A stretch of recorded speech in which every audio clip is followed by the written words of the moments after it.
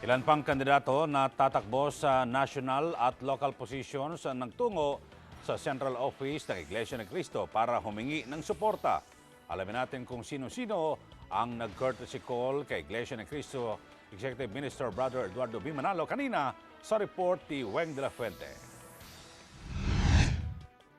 Nagpatuloy ang pagbisita ng ilang mga aspirante sa May 9 elections sa tanggapang pangkalahatan ng Iglesia ni Cristo sa Quezon City. Kabilang sa mga nag-courtesy call sa tagapamahalang pangkalahatan ng kapatid na Eduardo V. Manalo, ang presidential candidate na si Senadora Miriam Defensor Santiago at ang vice presidential aspirant na si Camarines Sur Representative Leni Robredo. Si Congresswoman Robredo ay tumakbo sa ilalim ng Administration Coalition na Liberal Party at running mate ni dating DILG Secretary Marojas na nauna na ring nag-courtesy call kay kapatid na Eduardo Manalo noong nakaraang linggo. Isa naman sa mga senatorial aspirant na nagtungo sa INC Central Office para humingi ng suporta si dating Justice Secretary Leila De Lima. Sinabi ni De Lima na bilang baguhang politiko, kinikilala niya ang malaking maitutulong ng suporta ng mga organisasyon kagaya ng Iglesia ni Cristo. Pumunta po ako dito para ipaano ko po sa kanya yung tungkol sa aking pagtakbo.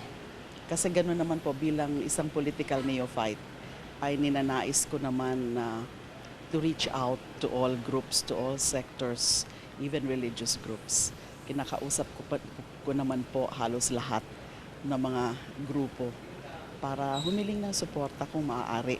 Sa kanyang pakipagpulong kay kapatid na Eduardo Manalo, ipinresinta ni De Lima ang kanyang plataporma para sa pagtataguyod ng hustisya.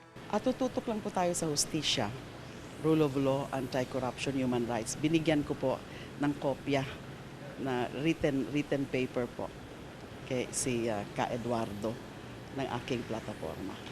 Kabilang din sa mga senatorial aspirants na nagtungo sa INC Central Office para makadaupang palad ang kapatid na Eduardo V. Manalo, sina Senador Vicente Soto III, dating TESA Director General Joel Villanueva, dating Party List Representative Risa Ontiveros at dating Metro Manila Development Authority MMDA Chairman Francis Tolentino.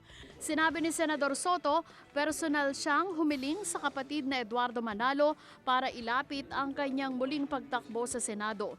Itinuturing ng mambabatas na batayan sa wasto at tamang pagtupad ng kanyang tungkulin kung mapapabilang sa susuportahan ng INC kahit na nangunguna pa sa opinion surveys ang kaniyang pangalan. Ang malaking bagay po, ang pakiramdam ko po